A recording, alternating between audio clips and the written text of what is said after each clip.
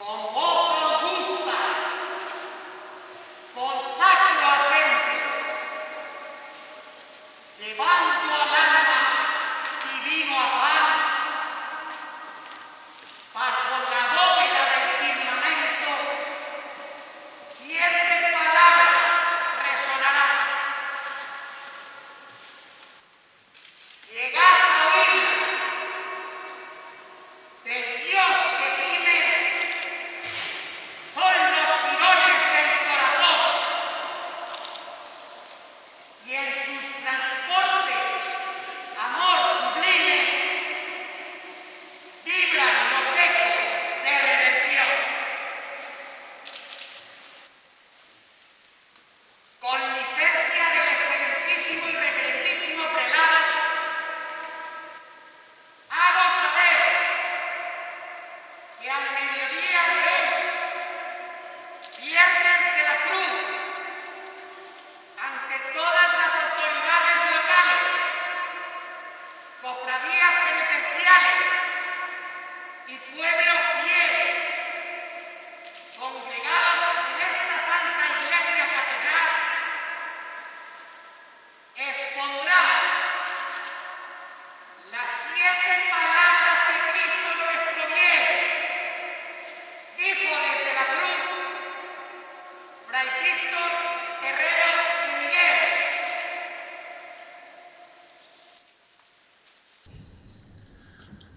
Queridos hermanos,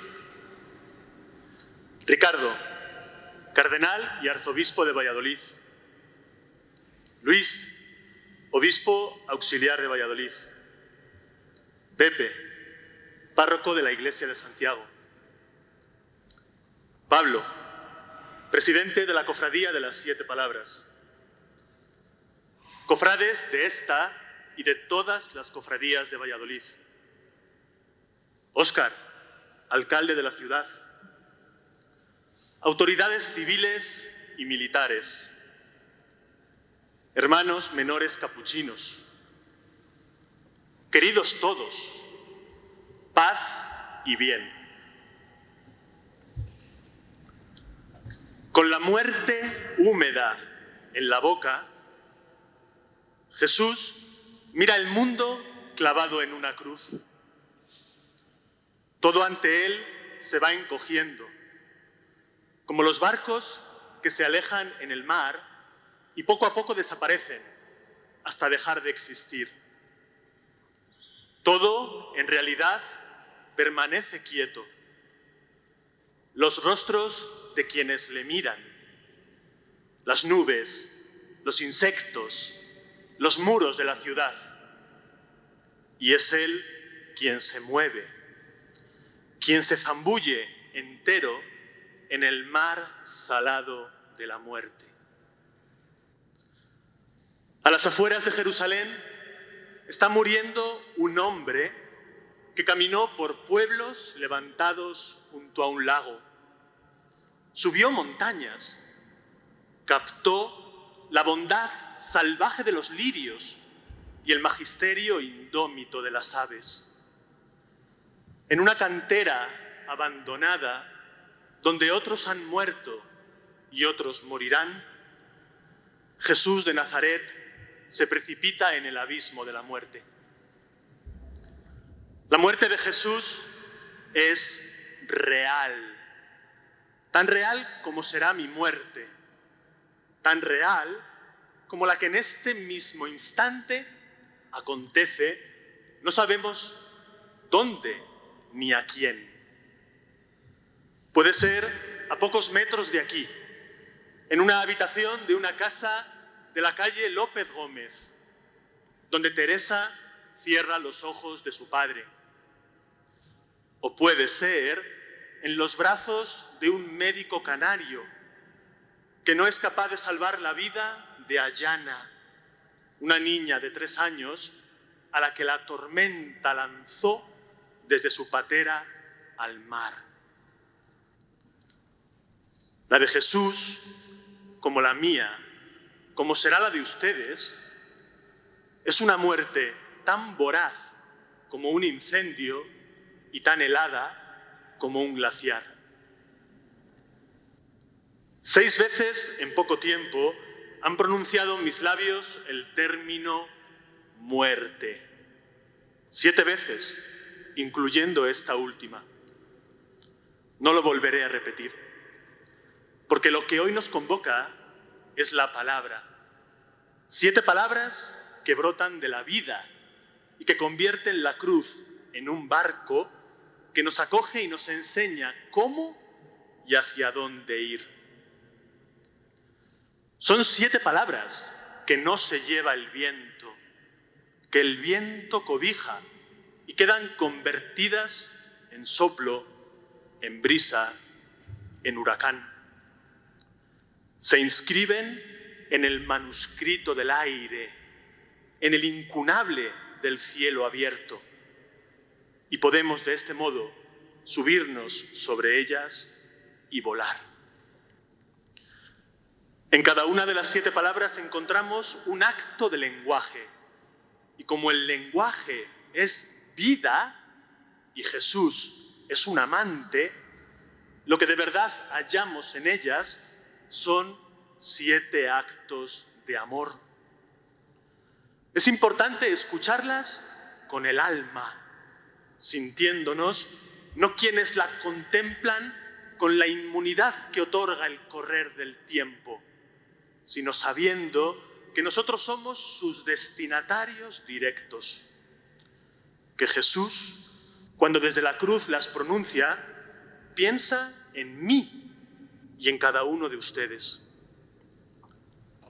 Les invito, en el mediodía de este Viernes Santo, a que se dejen amar por las 7 palabras de Jesús. Primera palabra, del Evangelio según San Lucas. Conducían también a otros 2 malhechores para ajusticiarlos con él. Y cuando llegaron al lugar llamado La Calavera, lo crucificaron allí a él y a los malhechores, uno a la izquierda y otro a la derecha. Jesús decía: Padre, perdónalos, porque no saben lo que hacen. El primer acto de amor de Jesús, en la primera palabra, consiste en perdonar, que se realiza, lo acabamos de escuchar, poniendo la vida humana en las manos de Dios y confiando en que ellas nos desencadenen de nuestras propias acciones. Es muy hermosa la antigua relación que existe entre las manos abiertas, el pasado y el perdón. La descubrimos si buceamos en el griego, que es la lengua en que se pusieron por escrito las palabras de Jesús. El verbo griego que encontramos aquí es aphiemi, que significa en efecto perdonar, y que en su origen, en ese tiempo de hace siglos en que las palabras eran niñas que aprendían a ir a la escuela, remitía a un gesto puro y cotidiano, el de quien abriendo su mano, hasta entonces cerrada, deja caer algo que retenía en ella. Un objeto precioso, la llave de una puerta o la semilla que abrazando la tierra inicia la aventura de convertirse en pan. Cuando pasan los años y la palabra crece, a este sentido primario le sobreviene otro más elaborado, el de la cancelación de una deuda, en cuya articulación podemos todavía detectar las líneas a carboncillo de aquellos primeros trazos. Pues decirle a alguien, no tienes que darme lo que me debes, es lo mismo que abrir la mano y permitir que el deudor escape de la jaula de su deuda. El tercer y último estadio, el escalón más alto, es este, desde donde Jesús ahora nos enseña que perdonar consiste en abrir la mano y dejar caer cuanto hay en ella. El daño que nos han causado, la tristeza, el asesinato de uno mismo que perpetra quien aviva las brasas del rencor. Imaginarnos a un Dios encerrado en la prisión de su odio o creer en un Dios acreedor es algo increíble y absurdo. No es esta, desde luego, la imagen de Dios que nos brinda Jesús. Él le pide al Padre que abra su mano y perdone, porque el ser humano no sabe lo que hace.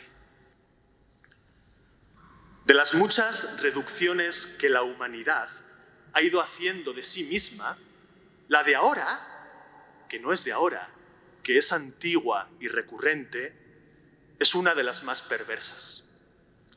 Me refiero a la reducción del conocimiento humano y del ser humano a la técnica. Es perversa, porque transforma algo positivo e imprescindible en un absoluto y hace de un satélite un obstáculo que eclipsa el Sol y nos impide recibir todos los matices de su luz, sobre todo los más tenues.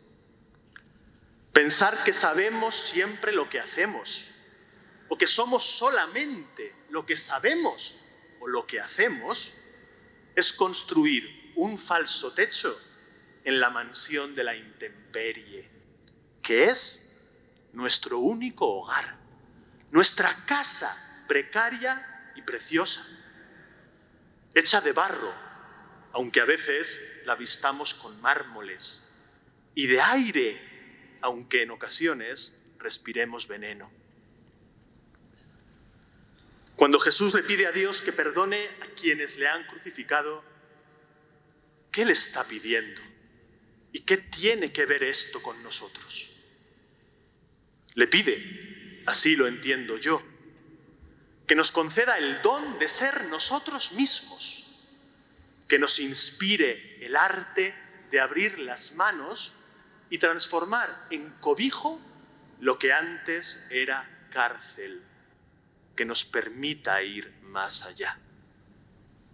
Y es que, por fortuna, somos mucho más de lo que hacemos y somos mucho más de lo que creemos saber. Decía Píndaro, el poeta griego, que somos el sueño de una sombra. Pero Jesús nos enseña que somos la posibilidad de transformar ese sueño en realidad. Es tanta la fuerza de nuestra fragilidad que si juntásemos todas nuestras vulnerabilidades, obtendríamos el polígono perfecto sobre el cual podríamos trazar un plano nuevo para el mundo. Del perdón del crucificado obtenemos el don de ser libres. Es una metamorfosis que sucede en silencio, igual que se convierte el gusano en mariposa, igual que el agua se transforma en gas. Segunda palabra, del Evangelio según San Lucas. Uno de los malhechores crucificado lo insultaba diciendo: ¿no eres tú el Mesías? Sálvate a ti mismo y a nosotros. Pero el otro le increpaba: ¿ni siquiera temes tú a Dios estando en la misma condena? Y lo nuestro es justo, porque recibimos el pago de lo que hicimos. En cambio, este no ha faltado en nada. Y decía: Jesús, acuérdate de mí cuando llegues a tu reino. Jesús le respondió: en verdad te digo, hoy estarás conmigo en el paraíso. Si el primer acto de amor en la primera palabra es el perdón, el segundo en la segunda palabra es la promesa. Perdonar nos libera del pasado y prometer hace del futuro un lienzo en el que lo imposible podrá ser. Hay un poema de Borges titulado otro poema de los dones, en cuyo interior late una línea que siempre me acompaña y en la que el poeta agradece la existencia de las palabras que en un crepúsculo se dijeron de una cruz a otra cruz. Son estas: la petición de aquel hombre, acuérdate de mí cuando llegues a tu reino, y la respuesta de Jesús, hoy estarás conmigo en el paraíso. La belleza de esta promesa crepuscular radica en el acto transformador de la realidad que a través de ella ejecuta Cristo, pues pronunciando el adverbio hoy, convierte un instrumento de ejecución, la cruz, en un jardín, que esto es lo que significa el término persa paraíso. Lo que este idioma, a través de esta palabra expresa, es la creencia en que atravesado el desierto de la nada que se abre al final de la vida, existe un lugar al que solo los reyes y los nobles tendrán acceso para toda la eternidad. Se trata de un vergel de continua primavera, en cuyo interior hay una fuente de la que brotan 4 ríos que vierten sus aguas en las 4 direcciones, y donde las flores y los frutos surgen de la generosidad de los dioses. Aunque muy elaborada, esta es la imagen del Edén que encontramos en el libro del Génesis. Y más elaborada aún, coincide con la representación de la otra vida que el pueblo hebreo va gestando con el transcurso del tiempo. Un más allá perfecto que se identifica con el Edén original perfecto, reservado solo a los perfectos. Emanada de los labios de Jesús y llegando a los oídos de ese otro crucificado, la palabra paraíso no puede ser más maravillosamente imperfecta. Qué bien lo supo decir don Francisco de Quevedo. Oh vista del ladrón bien desvelado, pues estando en castigo tan severo, vio reino en el suplicio y el madero, y rey en cuerpo herido y justiciado. Este es el arranque de un soneto que Quevedo dedica al buen ladrón. Todo comienza con un acto de los ojos, ver un reino en el suplicio y el madero, y un rey en cuerpo herido y justiciado. ¿Qué pensarían los antiguos persas oyendo esto? ¿O qué pensaría Tiberio, que era el rey del mundo, mientras Jesús pendía de la cruz? ¿Y qué pensarán de Jesús, quienes en las multinacionales, en los despachos del poder o en los reinos digitales reinan ahora? No lo pueden entender. Porque para descubrir que Jesús es rey, hay que estar crucificado. Cuando Jesús ve lo que este hombre ha visto en él, realiza la mayor transformación de la esperanza humana, pues convierte en la alquimia de sus labios un momento indeterminado, cuando llegues a tu reino, en un hoy, y conduce un deseo, acuérdate de mí, hacia una presencia. Estarás conmigo. El paraíso, en esto consiste la promesa de Jesús, no es un premio como el que dan los bancos a sus inversores más fieles, sino un acto gratuito de amor.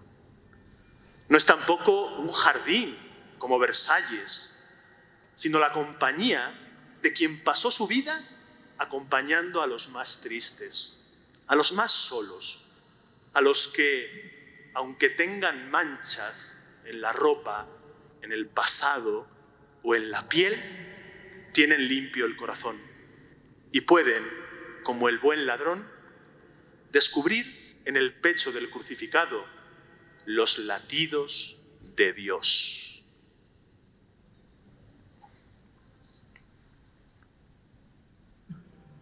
Tercera palabra.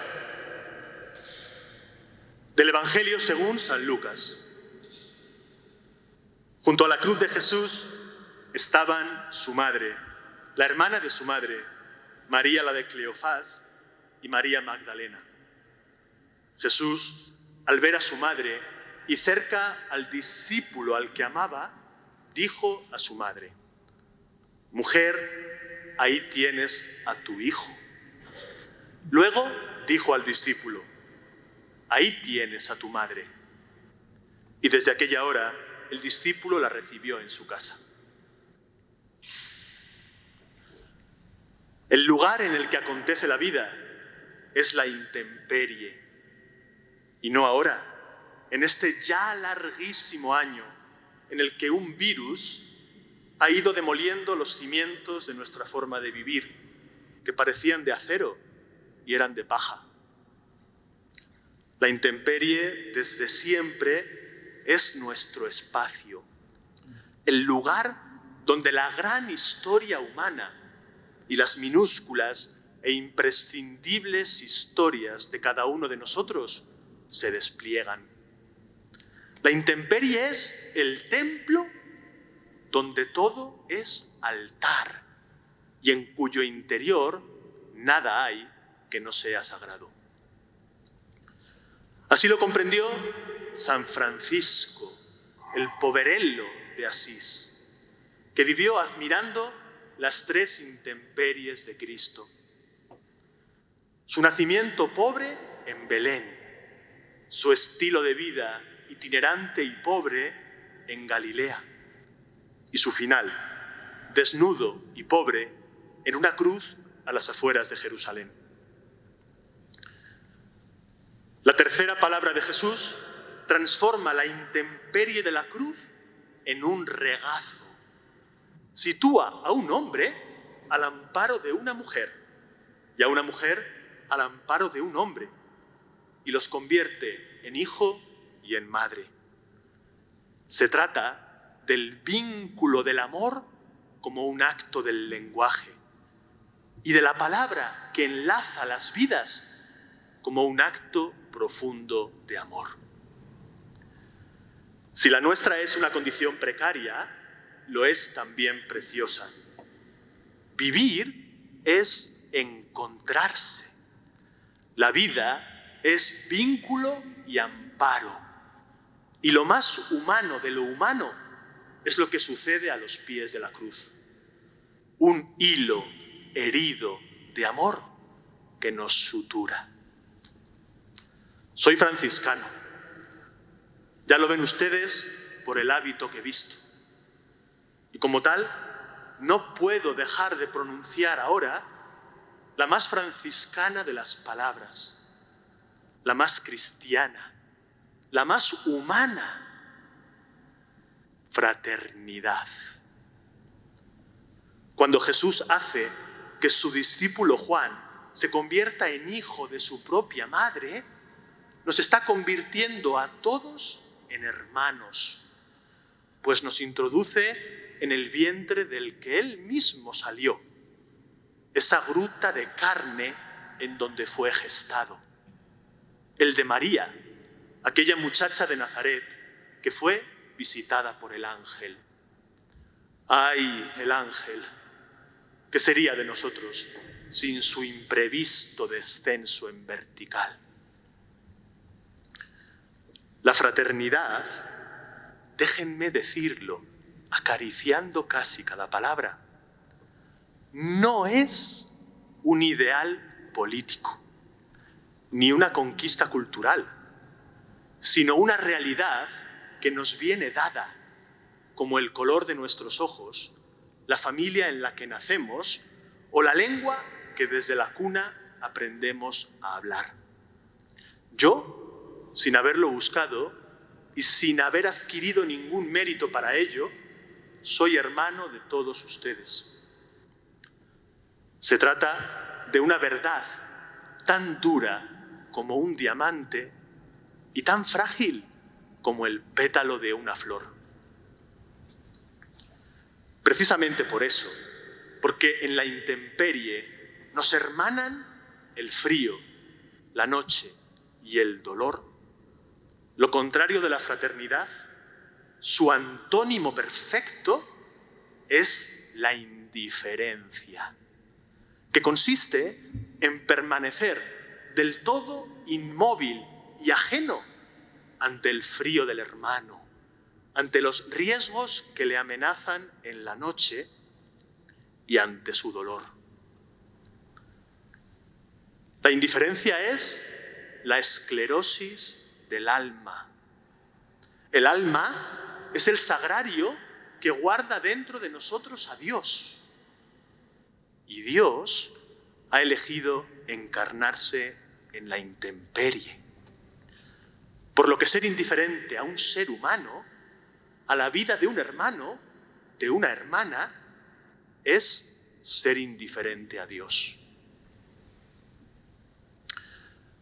En el suplicio de la cruz, enésima obra de la ingeniería humana para instalar el infierno en la tierra, la tercera palabra de Jesús es útero y placenta. De ella nace el cordón umbilical que nos liga a Dios enlazando nuestras vidas.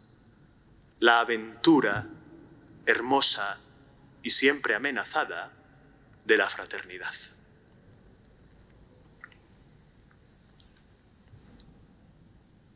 Cuarta palabra. Del Evangelio según San Mateo. Desde la hora sexta hasta la hora nona vinieron tinieblas sobre toda la tierra. A la hora nona Jesús gritó con voz potente: Elí, Elí, lama sabactani. Es decir, Dios mío, ¿por qué me has abandonado? Al oírlo, algunos de los que estaban allí dijeron: está llamando a Elías. Enseguida uno de ellos fue corriendo, cogió una esponja empapada en vinagre y sujetándola en una caña le dio de beber. Los demás decían: déjalo, a ver si viene Elías a salvarlo. Hace 20 años, cuando yo tenía 20 años, pasé 9 meses viviendo en un pueblo de la gran sabana de Venezuela, que se llama Bonquén. Fue el tiempo más duro y más hermoso de mi vida. Existía allí una granja escuela a la que acudían los niños de muchos poblados de la zona y en la que yo, aunque trabajaba como profesor, fui también alumno. De aquellas gentes aprendí más que de muchos catedráticos. Un día de abril, en plena época de lluvias, sucedió algo. Acabadas ya las clases, y bajo una imponente tormenta que hacía casi estallar la selva en la que estábamos, cogí, no recuerdo ya con qué propósito, el todoterreno que teníamos en la misión y fui conduciendo hacia el pueblo, distante a un par de kilómetros.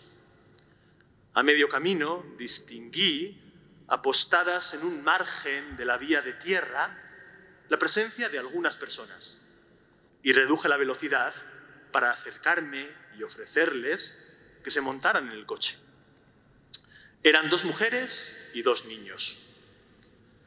Cuando estaba ya a poco más de un par de metros de ellos, un rayo cayó del cielo y atravesando el torso de uno de los niños, el más pequeño, lo derribó desplomado en el suelo.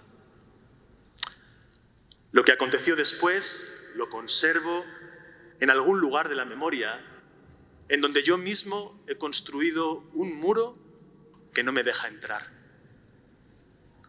El niño se llamaba Carlos José y unas horas antes de caer fulminado por el rayo, estuvo conmigo en clase. Días después de aquello, una noche en la que no podía dormir, escribí en un trozo de papel una frase que guardé en mi Nuevo Testamento en griego y que allí sigue guardada y que dice así: ¿por qué, Dios mío, sucede esto sin por qué? Créanme que hoy, en esta mañana también de abril, cuando escucho a Jesús preguntándole a Dios el porqué de su soledad, veo de nuevo el rostro de Carlos José y las manos de su madre, Gabriela, introduciéndose en el cuerpo de su hijo, abierto por un rayo. La cuarta palabra del crucificado y su cuarto acto de amor consisten en la pregunta que no tiene respuesta.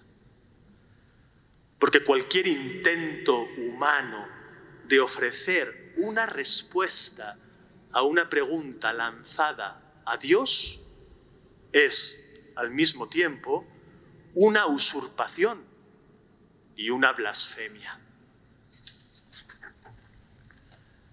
Me introduzco en las palabras de Jesús como lo hace un espeleólogo en la profundidad de una caverna. Y siento que su dolor es, al mismo tiempo, la penumbra que exploro y la única luz. ¿Por qué me has abandonado?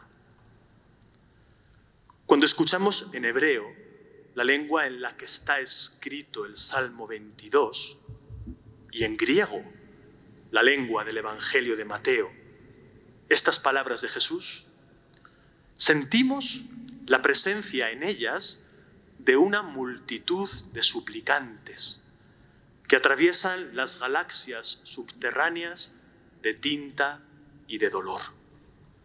Escuchamos la sangre de Abel que cae sobre la tierra, el llanto de Raquel, la súplica de Antígona, y nos encontramos con Job, el funambulista del lenguaje, el que dice a Dios lo que nadie ha dicho, y nos enseña que la pregunta que nace del dolor es una basílica recién consagrada en la que solo se puede caminar descalzo. Si mezclamos las dos lenguas, el hebreo y el griego, y en un ejercicio de lectura tan turbio como el dolor, nos sumergimos en los diferentes sentidos que tiene cada una de estas palabras de Jesús, nos encontramos frente a la posibilidad de otra pregunta que suena de este modo: Dios mío, ¿hacia dónde me sueltas? De lo anterior, la soledad, el silencio, el frío, nada desaparece, nada tan siquiera se atenúa. Pero a lo anterior, el frío, el silencio, la soledad, se añade ahora algo: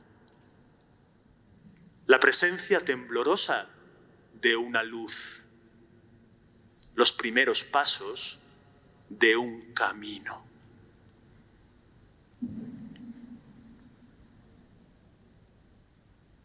Quinta palabra, del Evangelio según San Juan. Después de esto, sabiendo Jesús que ya todo estaba cumplido, para que se cumpliese la Escritura, dijo: tengo sed. Había allí un jarro lleno de vinagre, y sujetando una esponja empapada en vinagre a una caña de hisopo, se la acercaron a la boca. La quinta palabra es la más breve de todas, y quizás la que más dice. En griego suena así: dipsó. Son apenas 4 letras, 2 sílabas que nos encaran con el infinito. La sed de Jesús es un acto de amor que consiste en la expresión de su deseo. Hemos de mirarlo todo despacio, como mira un médico atento una radiografía, o como un niño en un amanecer de enero mira el envoltorio de un regalo. Y veremos, si miramos despacio, cómo tras la sed de Jesús, tras el grito sordo de un sediento, hallamos la hendidura de la roca en donde nace un manantial. En ese poema que Francisco fue componiendo durante toda su vida y pidió que quedara escrito al final de la misma, que se llama Cántico de las Criaturas, y que los franciscanos cantamos tantas veces, hay unos versos que suenan así. Laudato si, mi Signore, per sor acqua, la quale è molto utile, et umile, et preziosa, et casta. Toda la delicadeza del corazón de Francisco queda contenida en estos 4 adjetivos con que abriga la desnudez del agua. Útil, humilde, preciosa y casta. Nadie ha sabido decir con menos más de lo que nos dice él aquí. El agua es útil porque riega campos, quita manchas y aplaca la sed. Pero lo es también porque podemos relacionarnos con ella con agradecimiento y alegría.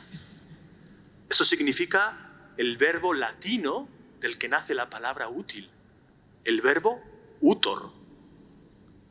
El agua es humilde porque la mayor parte del caudal de agua dulce del mundo en estado líquido se encuentra bajo el humus, en las entrañas de la tierra, y desde ahí sube al cielo y desciende después a nuestras gargantas. El agua es preciosa porque no tiene precio, porque es sagrada, y sobre su superficie pueden el ser humano y las demás criaturas ver espejados sus rostros, descubrir su verdadero aspecto, celebrar el don de existir, gracias a la gratuita transparencia del agua. El agua, por último, es casta. ¿Qué vio Francisco en ella para reconocer en el agua esta virtud? Francisco, creo que esta es la respuesta, se hizo amante del agua porque se enamoró de su manera de amar.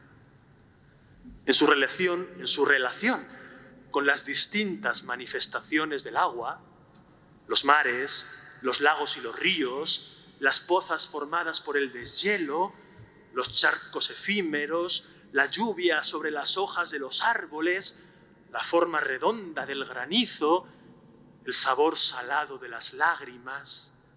Francisco descubrió un modelo de amor basado en la generación de vida, en la donación secreta y en el desprendimiento.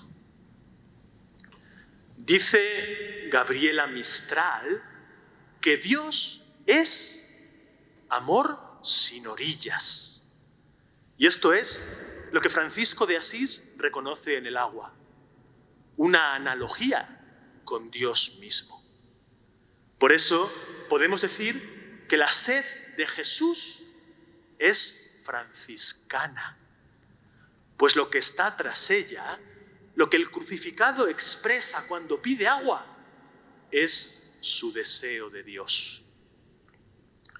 Qué maravilla es sumergirse en el objeto del deseo de Jesús. Pocas horas antes de ser clavado en el madero, Jesús se sienta con los suyos a cenar. Es la fiesta de la Pascua. El evangelista Lucas, que conoce muy bien el griego, nos transmite lo que Jesús les dice a sus discípulos. He tenido gran deseo de comer este cordero con vosotros antes de mi pasión. En el texto original, en el texto griego, hay varias sorpresas. Una, el verbo elegido por Jesús, epicemeo, cuyo significado primario es el de volcar completamente el corazón en algo.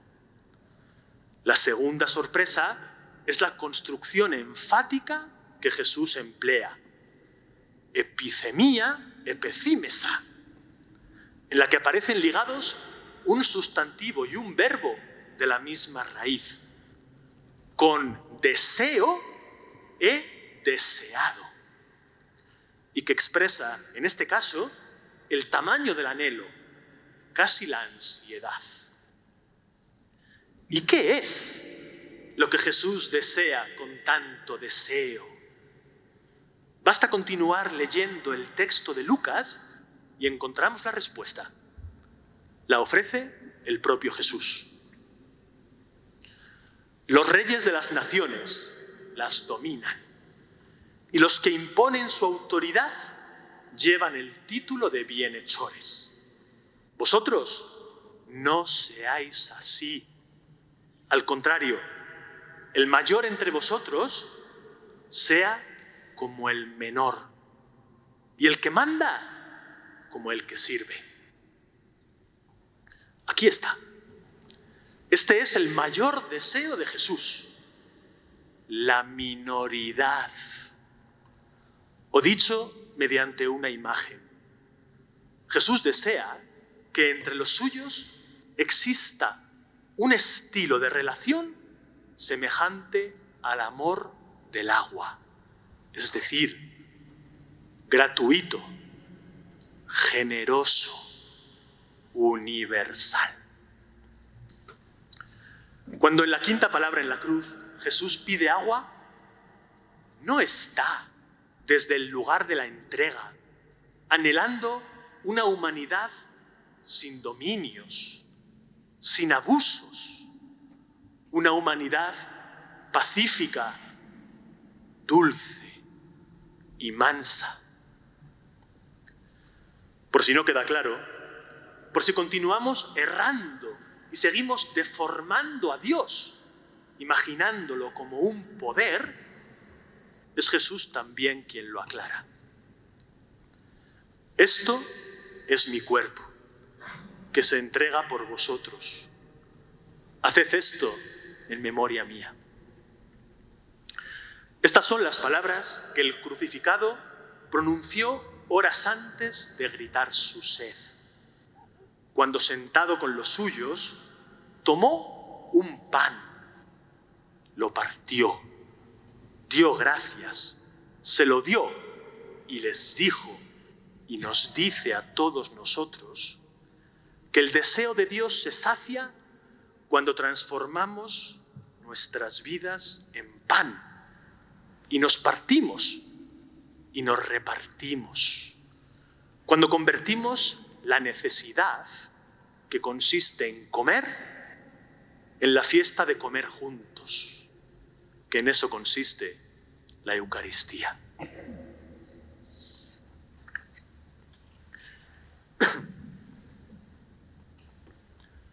Sexta palabra. Del Evangelio según San Juan. Jesús, cuando tomó el vinagre, dijo: todo está cumplido. E inclinando la cabeza, entregó el Espíritu. Jesús, en su sexta palabra, habla como un notario desde la cruz. Todo está cumplido. Da fe, certifica la verdad de algo. Esta sexta palabra sostiene su sexto acto de amor, que consiste, ahora lo veremos, en llevar a plenitud lo más humano de lo humano. ¿En qué se fundamenta la condición humana? ¿Existe algo parecido a una esencia, a un núcleo irreductible y único en donde podamos cifrar la condición humana de Teresa, de Mercedes, de Pedro, de Víctor, de cualquiera de nosotros? Responder a esta pregunta afirmativamente implica una enorme responsabilidad, pues en el momento en que digamos la esencia de la condición humana está en la inteligencia, o en la belleza, o en la productividad, estaremos en ese mismo momento generando la posibilidad de que los no inteligentes, los que no nos parecen bellos, o los que no producen nada, sean expulsados del país de los humanos y se les trate como a bestias. La esencia de la condición humana, ese ingrediente que está en la masa de todas nuestras vidas, ha de encontrarse en otro lado. Está, de hecho, en otro lado. Lo tenemos aquí, en este hombre, en la cruz. Cuando Jesús dice, todo está cumplido, nos está desvelando que la condición humana reside en la herida. El que lo dice ha llegado hasta la cruz dejándose herir por las vidas de todos los que ha encontrado. En Nazaret, en Cafarnaún, en el desierto de Judea, en Betania y en las calles de Jerusalén. A Jesús todo le tatúa, todo se convierte en estigma que le marca la piel. Cuando Jesús dice, todo está cumplido, hace de su voz un hisopo con el que bendice la intemperie, puesto que desde la intemperie habla, desde el Gólgota, que es ese lugar de Jerusalén hacia el que todos caminamos, sin saber dónde lo encontraremos, en La Habana, en Roma o en Valladolid. Todo está cumplido. En los labios del crucificado significa que se ha convertido en fruto todo lo que fue semilla. Que el silencio se ha convertido en oración. La oración en fe, la fe en amor, el amor en servicio y el servicio en paz. Paz. Si la escuchamos en arameo, la lengua materna de Jesús, la sexta palabra suena de este modo. Isho emar, hameshalam, que podríamos traducir así. Jesús dijo, ya en paz. La raíz shalom, de donde viene esta palabra de Jesús, meshalam, es común a todas las lenguas semíticas. Acadio, ugarítico, fenicio, hebreo, arameo, siríaco, árabe. Y el significado básico que expresa es el de totalidad, de donde nace la idea de la paz, que se entiende como estar entero, unificado, sin negar las partes que se pueden distinguir en un todo y que permiten, por eso, la entrega absoluta a los demás. Intemperie total, herida infinita, entrega, paz. Todo esto resuena cuando Jesús dice, todo está cumplido. Todo esto se convierte en brújula que apunta hacia la condición humana. Hay un verso de un poeta argentino, Hugo Mujica, que mirando al crucificado llevo días dando vueltas y que suena así. Desnudo, todo el cuerpo es rostro. En la desnudez crucificada de Jesús está el rostro de Dios, de tal manera que para hablar con Dios podemos llamarle el desnudo o el herido. Y en nuestro Dios desnudo podemos ver el rostro de todos los heridos, que somos todos. Pues el vultus, el rostro, es la transparencia del vulnus, de la herida.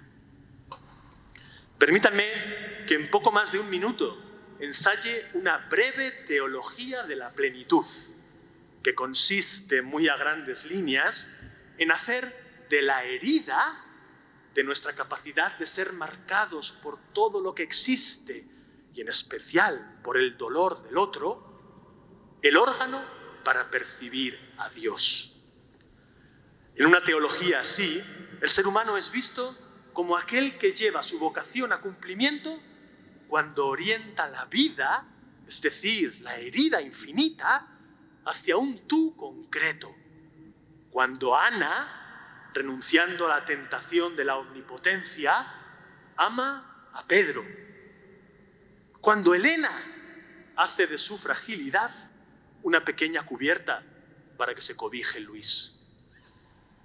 En esta teología vulnerable y desnuda, la sexta palabra de Jesús, todo está cumplido, es como el sexto día de la creación que encontramos en el Génesis, cuando Dios, tras hacer el mundo, dice que todo es muy bueno.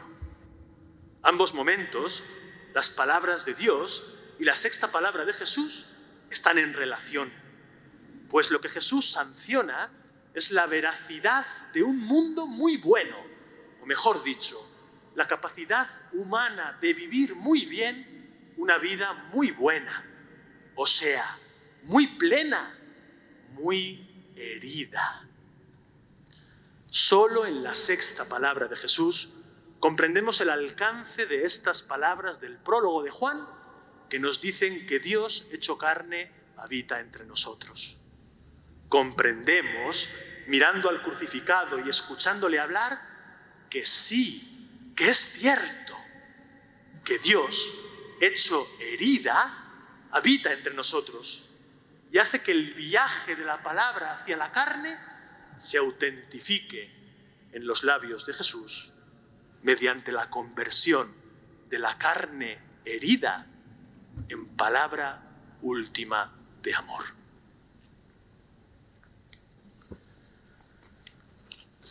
Séptima palabra del Evangelio según San Lucas. Era ya como la hora sexta, y vinieron las tinieblas sobre toda la tierra, hasta la hora nona, porque se oscureció el sol. El velo del templo se rasgó por medio, y Jesús, clamando con voz potente, dijo: Padre, en tus manos encomiendo mi espíritu.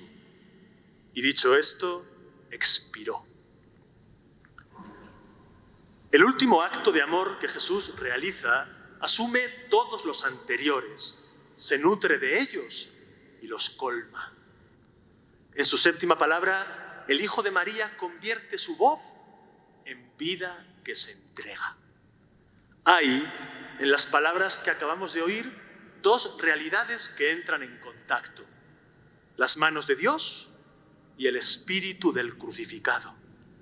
Son dos realidades invisibles que solo pueden ser vistas con los ojos de la poesía o con las pupilas del amor. Eso es la fe, precisamente, lo que la poesía y el amor velan y revelan, y no un complejo entramado de abstracciones. Empecemos por el pneuma, la ruaj, el spiritus. Resulta delicioso abismarse en el universo de esta palabra y comprobar la armonía que existe en la constelación de sus sentidos. Espíritu, en hebreo, en griego, en latín, que son las lenguas de la cruz, quiere decir, en primer lugar, el viento. en sus manifestaciones diferentes: la brisa, la ventolera o el vendaval. De ahí, el término adquiere un sentido mucho más cercano, pues pasa a significar el aire que respiramos, el aliento, el acto físico de la respiración. Hay más detalles, pero dejémoslo ahí. La maravilla de esta palabra descansa en su capacidad para recordarnos que la vida sobre la cual teorizamos, que convertimos en objeto de polémicas, nos entra por la nariz y por la boca, atraviesa la laringe, pasa por la tráquea, llega a los pulmones, donde están los alveolos rodeados de capilares. Allí se produce el intercambio de gases con la sangre, que una vez oxigenada es distribuida por todo nuestro cuerpo. Este es el prodigio de la respiración, que realizamos de 12 a 18 veces por minuto y que sin darnos cuenta renueva en nosotros el milagro de vivir. Viendo cómo Pilar, mi madre, permanece muchas horas conectada a una máquina de oxígeno, son muchas las veces que, como una antífona, hago mío por dentro este verso de Raquel Lanceros: ante el placer de respirar me postro. Tiene razón la poeta española. El aire es una catedral. Jesús, cuando ha llegado el momento, quiere que alguien guarde su última respiración, su ruaj, y la deposita por eso en las manos del Padre. La mano de Dios. Busquen ustedes la imagen en internet. Es el nombre de una escultura de Auguste Rodin, en la que vemos cómo las figuras de Adán y Eva van surgiendo de un trozo de barro, sostenido por una mano que emerge de una masa apenas desbastada de un bloque de mármol. De ella, una vez esculpida, escribió Rodin lo siguiente: todo es bello, el modelado es solo uno. Dios lo ha hecho para reflejar la luz y retener la sombra. Es la mano de Dios. Sale de la roca, del caos, de las nubes. Tiene el pulgar de un escultor. Sostiene el barro y con el barro nos crea. Lo que más me impresiona es cómo Rodin ha puesto una mano humana, realista, semejante a la mano con la que sostengo esta hoja, para representar la mano de Dios, invisible, para muchos de hecho inexistente, mientras que aquello que va creando se mantiene en una buscada imprecisión, como si la realidad fuese justo lo contrario a lo que apunta la evidencia, como si Dios fuese lo único visible y el resto una ficción. Esto es lo que ven, otra vez se nos muestra, los ojos de la poesía y las pupilas del amor. En esta séptima palabra se encuentran lo invisible, las manos de Dios, y lo transparente, el último soplo de aire del crucificado. Y se reencuentran la vida de Jesús y el escultor del mundo.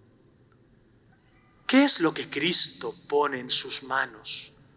¿Cuál es el contenido de su espíritu?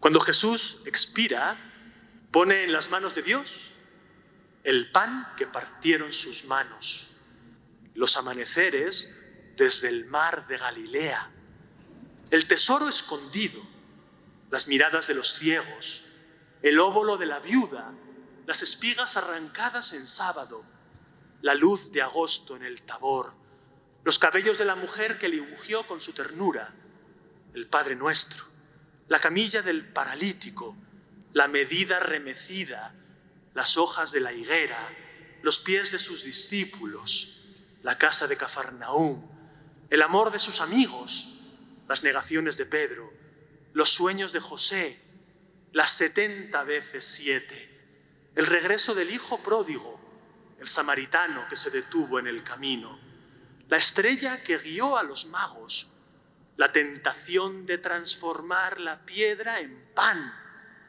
las monedas que abandonó Mateo por seguirle, el agua del Jordán, los limpios del corazón, la corona de espinas, el sudario de Lázaro, la cabeza del Bautista, los sepulcros blanqueados, el candil en el candelabro, la subida a Jerusalén, la puerta estrecha, las letras que escribió en la arena, el pozo de Jacob, la pregunta de los fariseos, el camello y la aguja, las migas de la cananea, la invitación a caminar descalzos, la mostaza y la levadura, el signo de Jonás, la tempestad calmada, la copa de su sangre, el pórtico de Salomón, las piedras cayendo de las manos de los viejos, las palabras de Isaías, el vino alegre de Caná, las manos de Pilato, la soledad de sus últimas horas, las lágrimas de María, la sal del mundo, la justicia del reino y todo lo que por añadidura se nos dará. Todo esto es lo que Jesús entrega al Padre cuando en su último aliento le encomienda su espíritu. Cuando tenía 18 años, conocí a un hombre que en una cena en casa de unos amigos levantó su copa y comenzó a brindar. No he olvidado sus palabras. «Hay que ser», nos decía mientras le mirábamos, «tan abiertos como el mar, que acaricia con sus manos todos los rincones de la tierra». El que pronunció aquellas palabras era un fraile franciscano que había nacido en Croacia y al que no he vuelto a ver jamás. Yo, que en aquel entonces ni era fraile, ni tenía siquiera la idea de serlo, debí de contraer en ese momento, de forma latente y silenciosa, la enfermedad del mar, que no sabe de fronteras, que siente que el mundo entero es un hogar. Después de dar algunas vueltas por el mundo, vine a Valladolid, que está a poco más de 100 kilómetros de Salamanca, donde nací. Pero no llegué aquí en línea recta, sino que como el mar, mis manos acariciaron antes algunos rincones de la tierra. Vine aquí hace 7 años y hoy, en este Viernes Santo, en que hemos escuchado las 7 palabras de Jesús, siento que debo expresar mi agradecimiento a esta ciudad. Si es cierto que todo el mundo es nuestra casa, no lo es menos que necesitamos convertir en algo concreto la posibilidad de hogar. Y que aquí, en esta ciudad bañada por el sol y por las nieblas, me he sentido en casa. Me han hecho, los que aquí me acogieron, sentirme dentro de un verdadero hogar. No tengo con qué corresponder la generosa amistad de tantos. No sabría, además, cómo hacerlo. Me gustaría que lo que aquí han pronunciado mis labios fuese lo que recordaran de mí, pues lo que aquí he dicho no son ideas, ocurrencias ni descubrimientos míos, sino las palabras de Jesús. ¿Se dan cuenta ustedes de lo que hemos escuchado? ¿Nos damos verdaderamente cuenta del mensaje de la cruz? Jesús, el crucificado, con sus 7 últimas palabras, realiza 7 actos de amor que se cifran en librarnos de las cadenas del pasado, abrirnos las puertas del futuro, enseñarnos a vincular nuestro presente, acompañarnos desde la intemperie, regalarnos su deseo, herirnos con su herida y enseñarnos que la vida es un don que consiste en darse.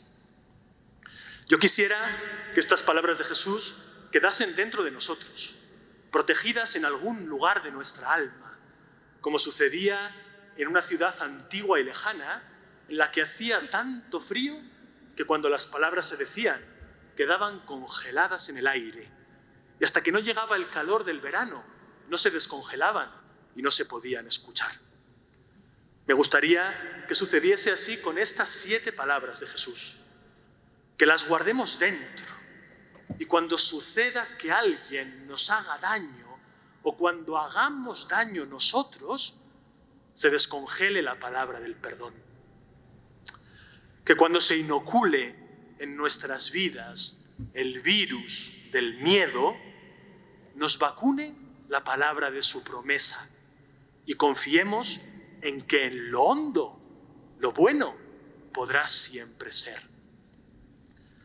Que en medio de la intemperie sintamos que podemos estar solos, juntos, como nos dice la palabra del abandono. Que la palabra de su sed, cuando la sed nos mate, sea nuestra bebida. Que la palabra de la herida sea nuestro bálsamo. Que en cada respiración, como Jesús en su palabra última, pongamos nuestras vidas en las manos del Padre. Nuestras vidas reales y concretas, que surgen como barro enamorado de las manos de Dios. Paz y bien a todos.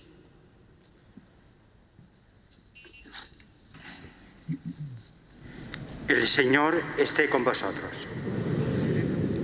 Bendito sea el nombre del Señor. Nuestro auxilio es el nombre del Señor. La bendición de Dios Todopoderoso, Padre, Hijo y Espíritu Santo, descienda sobre vosotros y os acompañe siempre. Muchas gracias, Padre, hermano Víctor. Continuemos con las celebraciones de la Semana Santa, hoy Viernes Santo. Muchas gracias.